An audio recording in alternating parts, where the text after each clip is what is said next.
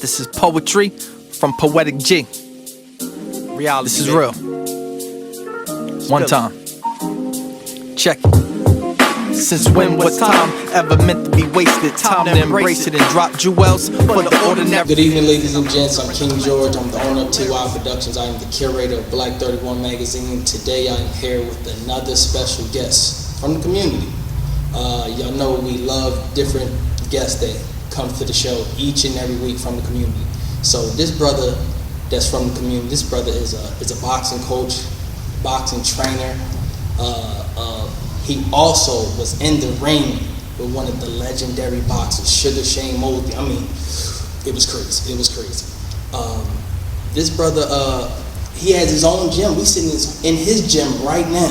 So can we give it up for the brother, Bob KoFroth? Let's go. Let's go. Let's go.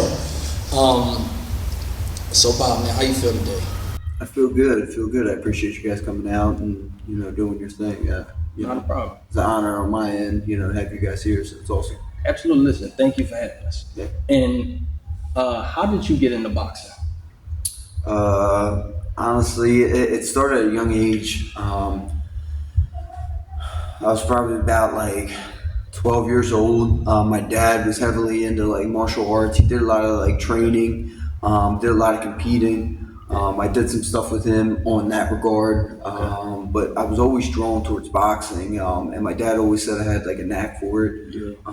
So it was something that I constantly did, whether it was at the gyms or anything like that. But I'd say right around when I was 18, 19, I started going down to the gyms in Philadelphia and training down there a lot, and that pretty much was a real big start of everything for me. What I'm talking about, man, boxing. And just to move a little forward, right?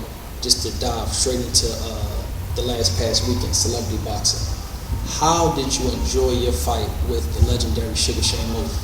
Honestly, on my end, it's a dream come true. I feel like if you're a real boxer, real fighter, you're always wanting the challenge of wanting to go against either someone better than you, or maybe just that equal to test yourself. And then when Damon came to me and said, "Yo, Sugar Shane Mosley and you are going to have a fight together," I mean, the only word you can say is yes at that point. So, whether it's a long time or short time, you have to take that. No, Yes, absolutely. no ifs, ands, or buts about it. Absolutely. Now, how well did you train for that fight? And did you train here in this gym? Yeah, so I trained here at the Downingtown location and my Mount Vernon location as well. Okay.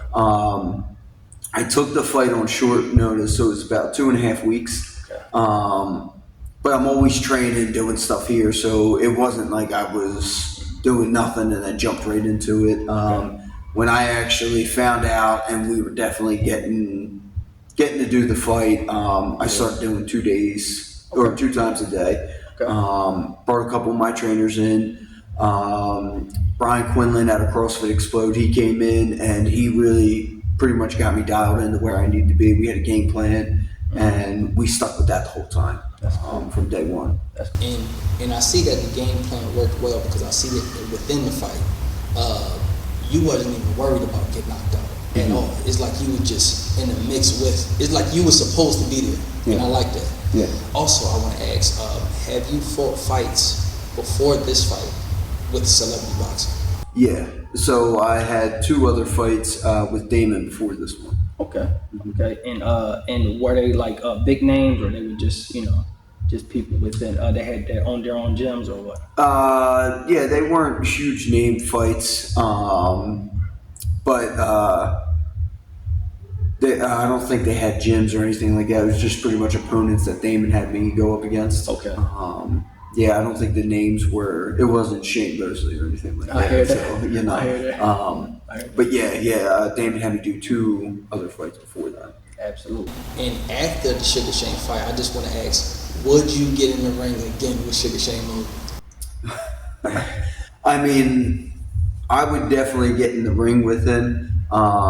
Whether that would be trying to help further his career and what he's doing, and even just the experience. I'd like to maybe do a little bit more. I know there was a big weight discrepancy with us, Yes. so that's kind of tough on his end and mine. But with that being said, yeah, I'm always going to want to get back in the ring, so I can't say no to that. You know? Absolutely, absolutely. And most importantly, man, because I know that you mentioned some things about your dad and martial arts. Where did Bob grow up at? So I'm originally from Downingtown, Pennsylvania. Okay. That's where I grew up. My parents were based out of the city, like KoFroth area, Delco area. Okay, And we moved out here, I think I was about like 7, 8. Okay. So like their roots were out towards that way, and that's kind of like when I started like the whole boxing thing. My dad's like, yo, you're not going to get any better training than you will in the city. Absolutely. So that's why I started going there. Okay. And I got another boxing question, right? Mm-hmm. What's your favorite item to use in the gym? The heavy bag, the speed bag, the weights. What's your favorite? So not in here downtown, but in my Malvern gym, I have a wall bag, and I feel like that's a very underrated bag. And all it is that it's a bag that's attached to the wall. Yes. I think that helps with sharpening skills, especially at a beginner level or even at an advanced level. When you're working the bag, making sure you're rotating over on your punches. The bag doesn't swing, Yes. so it helps you dial in your distance, your timing, and everything like that. Yes. I mean, each bag in the gym serves its own purpose. Okay. But I would say for me, I like working the wall bag because I can really hone in on technique. Yes. And I feel like for the Shane fight, that was the big key for me. It was just sharpening my skills. Yes. Because with 2 weeks, how much can you achieve in 2 weeks? And at that point, it's just more taking what you have and sharpening that. Yes. So I utilize that back a good bit. Okay, that's what I'm talking about. And do you have any boxing inspirations? Who are some of your favorite fighters? Oh man. Yeah, I mean, growing up, watching Shane Mosley. I actually fighting out of Joe hands. I was a sparring partner with Bernard Hopkins when he came back for his League Court Center fight. Wow. So he came in there, and Hopkins was like a huge idol to me growing up because I felt like he walked the walk, talked the talk. Yeah.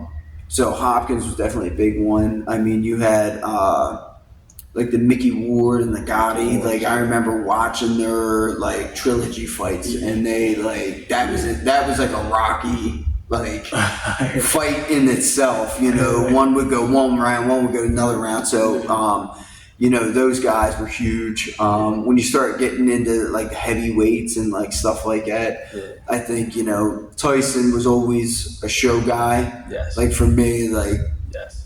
we would always rent the pay-per-views and watch them, and I was always like, yo, I wanted to have that punch that I could throw, that I could do. And then you would watch people Holyfield or even Tyson Fury and stuff like that. They made big guys, be able to withstand and move, and kind of made that art about it too. Absolutely. Inspiration for boxing. There's each person, I would say, brings their own entity in it. Absolutely. At that level, I think it takes a tremendous amount of athleticism, skill, determination. So all these guys deserve credit at some point for something. Boxing, I feel like a lot of the old fighters were, I wouldn't say they were more known, or a lot of them had their own techniques and stuff like that. They were I feel like the old fighters were a little better, but I can't say that though, because I haven't seen too many of the new fighters. So do you know any new fighters that's just actually, pretty well, and they learned a lot, and you feel like they could be champions? That people would see is what you're saying, on TV. There's a lot of upcoming fighters. Looking anything from Terrence Crawford, all those guys are up there. Yes. And Tyson Fury, I'm a huge fan, but I'm also an Usyk fan too. So I think that was awesome at the end of the day, them two getting, and then having a rematch as well. You know, heavyweight hitters like Anthony Ruiz, those guys, like, I think as they're figuring out their niche and putting things together, like, I think that's awesome. Yes. One thing I did want to mention is like Hank Lundy that fought on this card. I feel like he didn't get recognized enough. I mean, Hank is awesome boxer, man. I've watched him. Yes. I mean, especially if you're from the Philly area and you know boxing, you know Hank Lundy, you know. I feel like he's a great fighter as well. But yeah, I mean, there's a lot of unsung people that you don't see that you could walk up the street and go in the gym and be like, oh wow, it's just, you know, just like the Shane fight, when you get the opportunities, like guys just, they got to take it, you know, and show out. Absolutely. I didn't realize how skilled Hank Lundy was after watching that fight. Yeah. I was like, he's pretty skilled. I was like, that's a good fighter right there. Yeah. I knew going into it, like I've seen Hank fight before, and that was one of the fights like I wanted to see. Even though I was getting ready, I was like, I gotta see Hank fight. You know? Absolutely. Couldn't miss that. Yeah. Yes, absolutely. As for that night, right? How did you like the artists that came out and the entrance songs? Good. I mean, you know, again, those guys coming out and, you know, everyone's trying to make a name for themselves and do everything, you know. Yeah. Anything at a high level of anything you do, I feel like it has its difficulties, you know, those guys being able to go out and, you know, perform and do what they can the best of their ability. You know, it's awesome. You know, hats off to all those guys. I mean, everyone in the background and everything, just everything, you know, like Absolutely. There's everyone needs credit for that. It's not just one thing or one person, you know. Yes, absolutely. Now I got a question, right? I always wanted to ask this, right? When fighters are boxing, right? Do they get to decide which corner they fight out of, like the red or the blue corner, or it's already decided? It's already decided, you know. Yeah. Okay. Yeah. They give you what it is, you know. And then you just go from there. Okay. Yeah. That's something I always want to ask. I was like, dang, I thought people they're like, hey, I'm here with the blue, I'm here with the red. No. I heard that, man. Yeah, because even at amateurs, you get your blue and your red corner, and they just kind of give you your gloves. You get the blue gloves, you get your red gloves, and there's really no, you don't get that pick. Yes. And what's the importance of just you know, within boxing? What's the importance of, you know, learning combinations? What's the importance of staying, you know, prepared and ready? Man, I think you hear it all the time. Like people say boxing is like a science, and that is like the truth. Even the simple end of it, you know, to the most complex end of it. Your jab, probably the first punch, not even probably, the first punch you learn is one of the most important ones. And there's so many different mechanics about it. I think Roy Jones, who said it the best, like most guys can't even master how to throw a jab correctly. And it's why even learn anything past that, you know, because your jab is such a versatile punch and so important. And that furthers everything with combinations, sets, head movement, footwork, like everything like that. I mean, I don't think one combination is better than the other. I think you having a good foundation, right? Yes. You know, if you have a good foundation of your basics, you can build off that. Okay. You know, but yeah, set combinations and things of that nature. Like I think, Yes. everyone needs to get a hold of the basics, like throwing a nice jab, you know, rotating over, shoulder, replacing that hand, like, you know, small little details that even me as like a trainer, I'll break people down and they go, yeah, I didn't think it was all that in just one punch. You know what I mean? I hear that. So, yeah. What's the meaning of the medicine ball? The medicine ball? Yeah. So boxing is a rotational sport. So your med balls help with any type of rotational work. So like you see like what you were doing there with like Russian twist, anything trying to get your obliques rotating around, keep your feet elevated. So that's going to work a lot of like core rotation. Yes. Or if you have like the medicine ball, and you're throwing it up against the wall, any explosive movement, trying to rotate into it, trying to step into it, duplicating almost like the moves that you do in boxing. It's just taking an external force, and even if it's only a 10-pound med ball, and rotating into it and throwing it, it's just teaching that body mechanic and teaching your body to whip, snap in those ways. That way, when it's not in your hand, it should come off a lot harder and faster. Okay. What's one tip that amateur boxers should know? Amateur, if you're looking at competition-wise, staying busy. And I think the biggest thing as being a coach that I see, defense, people learning how to defend themselves. I feel like you can teach people how to throw punches, and they kind of have that idea, but they don't know how to defend themselves. Yes. And that's just across the board. And then when you get into the amateur end, everything is so fast-paced.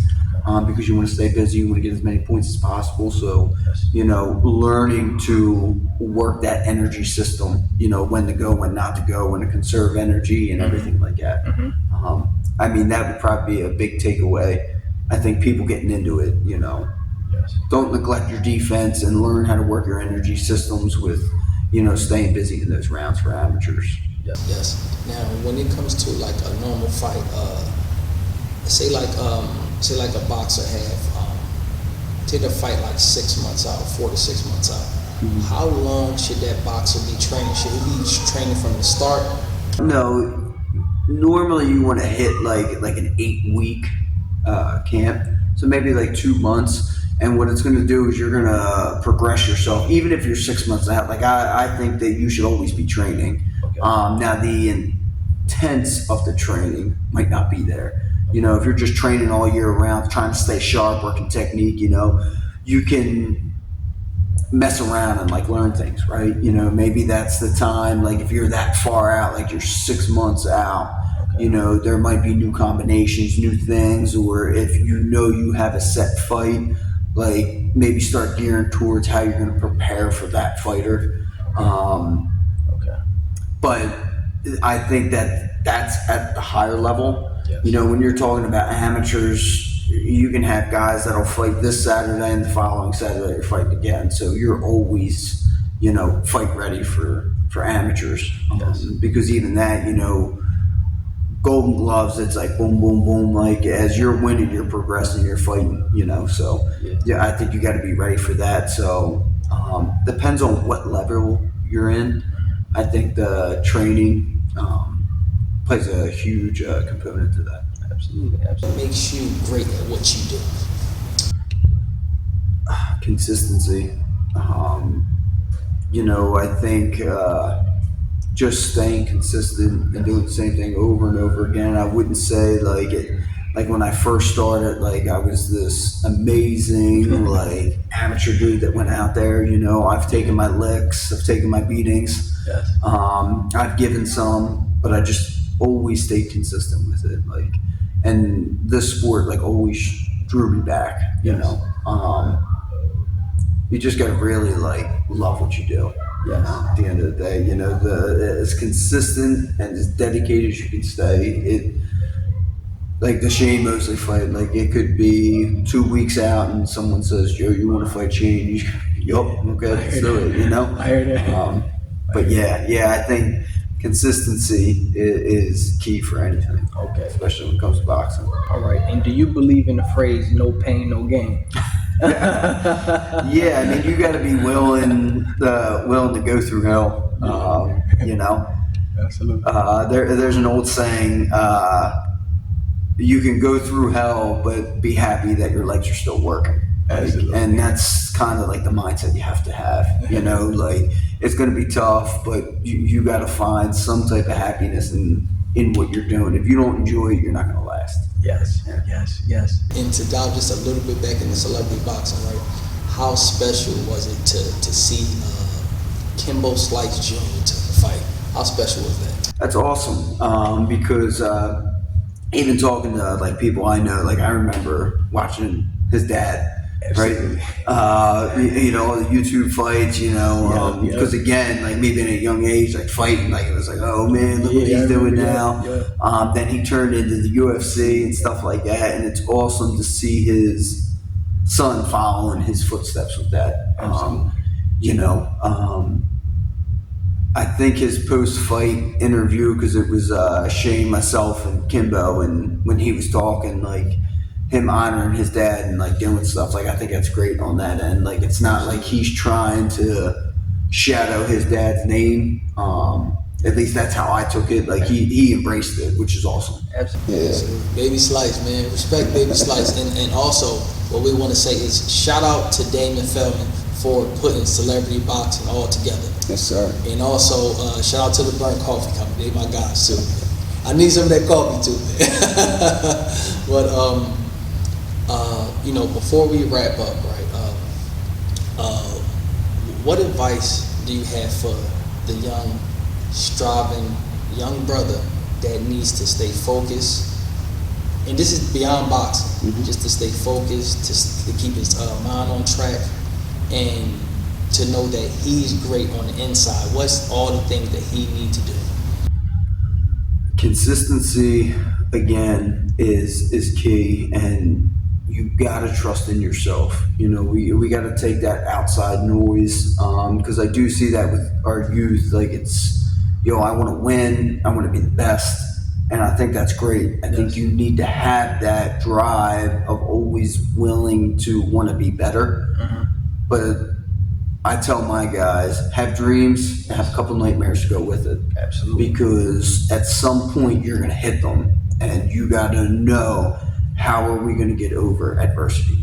Like understand that you're just not gonna go in and everything's gonna be all sunshine and rainbows. Like it's gonna be nasty at the points, and you gotta prepare for that and want to push yourself through it. And I think that's huge, especially in mindset. That's the boxing is a lot of mental too. You know, I feel like everyone always asks, you know, why do you want to get punched? Why do you want to get hit? Why do you want to do that stuff? And it's like, you know, it's something that I love and enjoy, but in the same aspect, like I prepare myself for that stuff, you know, mentally. Absolutely. That's what I'm talking. That's what I'm talking. That's wisdom from God right there. Listen. And where can the people find you at?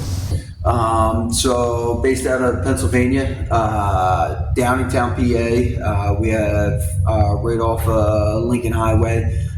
We have a gym here, and then in Mount Vernon, Pennsylvania too. If anybody's looking for me, you can follow me on any of the social media at Bob KoFroth, or my other social media page is Elite Edge Boxing.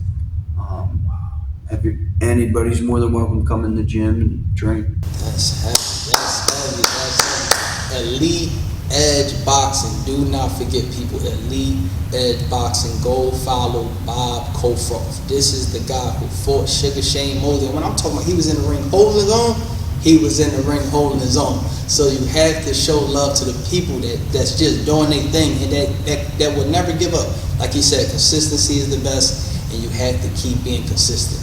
So, man, shout out to you, Bob. Shout out to Elite Edge Boxing, and we appreciate you. Thank you. I appreciate you guys. Absolutely not a problem. So each and every week, y'all, please tap in to Black 31 Magazine. We will have Bob KoFroth in the next edition of Black 31 Magazine, and y'all know what we stand for. Beautiful love always carries knowledge. 31 stands for champions. We are the platform of truth, the home of the champions, and the place where we uplift man, woman, and child. Peace and love, y'all. One. The whole world sing that poetry, cause after this song, the whole world gon' know me. Cause after this song, the whole world sing the poetry.